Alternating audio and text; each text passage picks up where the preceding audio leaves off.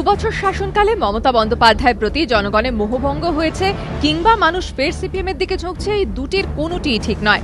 পঞ্চায়েত নির্বাচনের পর সিপিএমের রাজ্য কমিটির প্রথম বৈঠকে এই বিষয়টি স্পষ্ট হয়ে গেল। পঞ্চায়েত ভোটের জেলাবাড়ি ফল পর্যালোচনা করতে বৃহস্পতিবার বৈঠকে সিপিএমের রাজ্য কমিটি। দলীয় সূত্রে খবর, 16টি জেলা থেকে রিপোর্ট এসে পৌঁছেছে সিপিএমের হাতে। সিপিএমের দাবি অনুযায়ী পঞ্চায়েত ভোটে সামগ্রিকভাবে 43.03% ভোট পেয়েছে তৃণমূল, তারা পেয়েছে 37.97% ভোট। সিপিএমের দাবি 4টি জেলায় তারা 40%-এরও বেশি ভোট পেয়েছে। 37 থেকে 40%-এর মধ্যে ভোট পেয়েছে 6টি জেলায়, 37%-এর কম ভোট পেয়েছে 6টি জেলায়।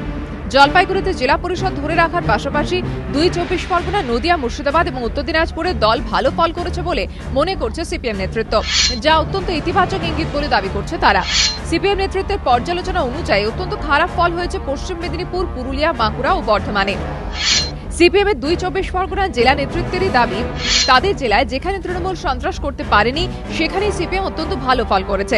সিপিএম এর নদিয়া জেলা নেতৃত্বের দাবি, তৃণমূলের সন্ত্রাসের কারণে চাকদা ব্লকে ভালো ফল না হওয়ায় জেলা পরিষদ তাদের হাতছাড়া হয়েছে।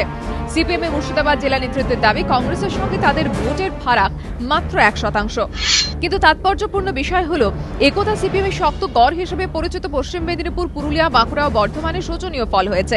এই জেলা নেতৃত্বগুলি খারাপ ফলের জন্য তৃণমূলের সন্ত্রাসকে দায়ী করলেও সিপিএম এর একাংশ মনে করছে এই জেলাগুলিতে একথা পেশি শক্তির রাজনীতি করাতেই এখন দলের এই হাল। সিপিএম এর তরফে জারি প্রেস বিবৃতিতে অবশ্য দুর্বল জনসংযোগ, সাংগঠনিক দুর্বলতা এবং পঞ্চায়েত পরিচালনায় দক্ষতার অভাবকেই এই জেলাগুলিতে খারাপ ফলের কারণ হিসেবে দেখানো হয়েছে।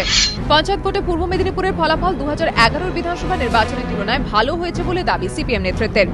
এদিনে বৈঠকে উপস্থিত ছিলেন সিপিএম এর সাধারণ সম্পাদক প্রকাশ কারাট। তিনি বলেন, পঞ্চায়েত ভোটের ফলে মানুষের মতের প্রতিফলন ঘটেনি। জেলাগুলি থেকে বুথ ভিত্তিক ফল আসার পর 6 সেপ্টেম্বর সিপিএম এর রাজ্য কমিটি এবং 7 ও 8 তারিখ বর্ধিত রাজ্য কমিটি বৈঠকে বসবে। বিতনু চট্টোপাধ্যায় রিপোর্ট, এবিপি আনন্দ, কলকাতা।